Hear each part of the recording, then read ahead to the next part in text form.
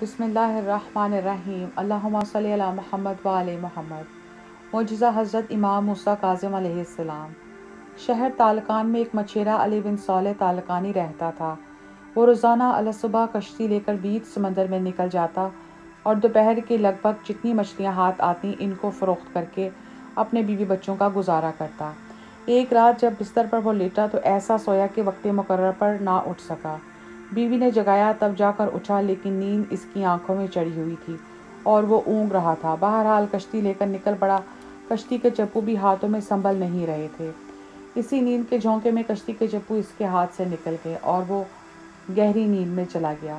کشتی ہوا کے رخ پر بہتی بہتی ایسی جگہ پہنچ گئی جہاں سمندر میں بھنور تھا۔ کشتی بھنور میں پھنس کر چکر کھانے لگی اور اس کے جھٹکوں سے وہ جاگ اٹھا۔ کشتی کو بھنور میں پھنسا دیکھ کر بہت گھبرایا اور چپوں کی مدد سے کشتی کو نکالنے کی کوشش کرنے لگا، مگر کشتی اس قدر تیزی سے گھوم رہی تھی کہ علامہ اسی کوشش میں چپو بھی اس کے ہاتھ سے سمندر میں جا گرے۔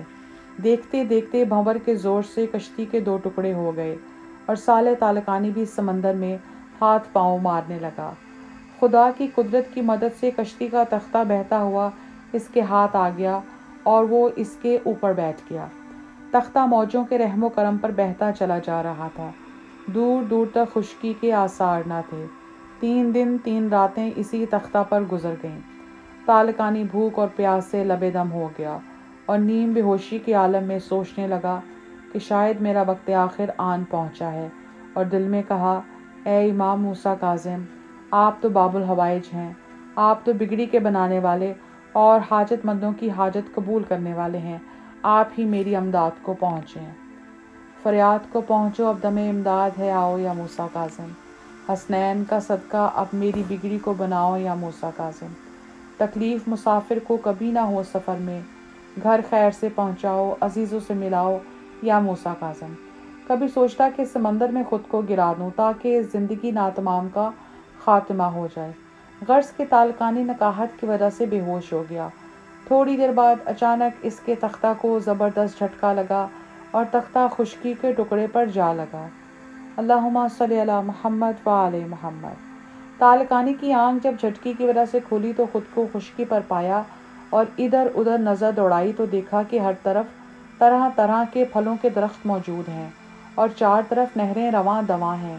اس نے درخت پر چڑھ کر پھل وغیرہ کھائے اور نہر کے پانی سے سیراب ہوا اور وضو کر کے 2 رکعت نماز شکرانہ ادا کیا اور اسی درخت کے نیچے پڑ کر سو گیا۔ اسی اثنا میں ایک خوفناک آواز پیدا ہوئی جس کی وجہ سے وہ بیدار ہو گیا۔ دیکھا تو 2 گھوڑے آپس میں لڑ رہے ہیں۔ جیسے ہی گھوڑوں نے اس کو دیکھا فوراً سمندر میں چلے گئے۔ پھر ایک عظیم الخلقت پرندہ جو کہ ہاتھی سے بھی 10 گنا بڑا تھا آ کر پہاڑوں پر بیٹھ گیا۔ تالقانی درختوں کے درمیان سے ہوتا ہوا اس پہاڑی کے قریب پہنچا۔ وہ پرندہ اس کو دیکھ کر ایک طرف کو اڑا۔ وہ اس کے پیچھے چلا کہ دیکھے کہ کدھر جاتا ہے۔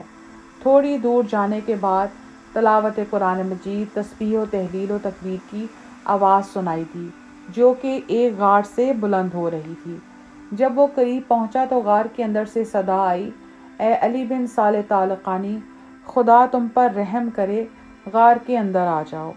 اللہم صلی علی محمد و آل محمد۔ جب وہ اندر داخل ہوا تو دیکھا کہ ایک نورانی چہرے والے خدر پوش تشریف فرما ہیں۔ اس نے ان کو سلام کیا اور انہوں نے سلام کا جواب دیا۔ پھر فرمایا کہ علی بن صالح، تم معدن اکنوز ہو، بھوک پیاس اور خوف کے امتحان میں پاس ہوئے۔ اللہ تعالیٰ نے تم پر رحم کیا، تمہیں نجات دی اور پاکیزہ پانی پلایا۔ میں اس وقت سے واقف ہوں جب تم کشتی پر سوار تھے اور سمندر میں تمہاری کشتی ٹوٹ گئی۔ کتنی دور تک موجوں کے تھپیڑے کھاتی رہی۔ تم نے اپنے آپ کو سمندر میں گرانے کا ارادہ کیا، اگر ایسا کرتے تو خود موت کو دعوت دیتے۔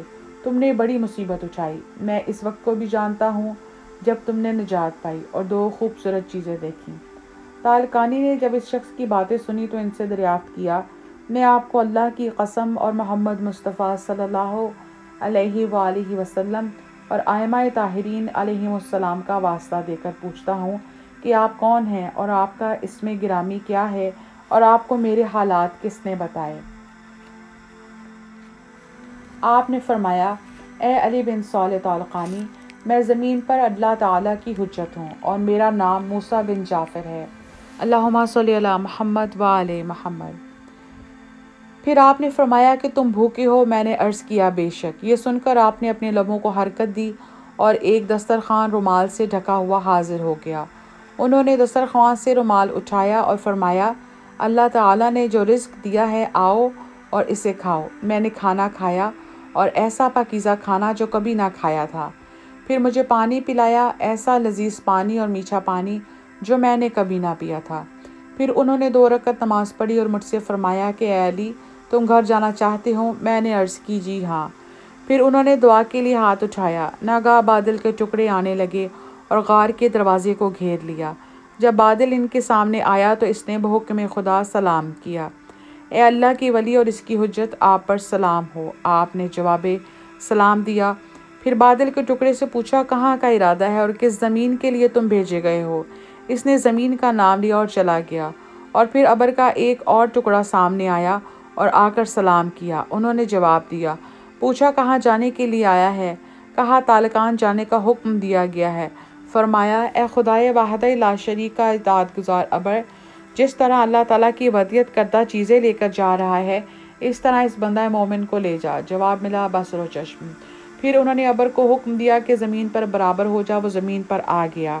پھر میرے بازو کو پکڑ کر اس پر بٹھا دیا اور انہوں نے بادل کو حکم دیا اور بادل بلند ہو کر ہوا کے دوش پر چل پڑا۔ خدا کی قسم مجھے کوئی تکلیف نہیں ہوئی اور نہ خوف لاحق ہوا۔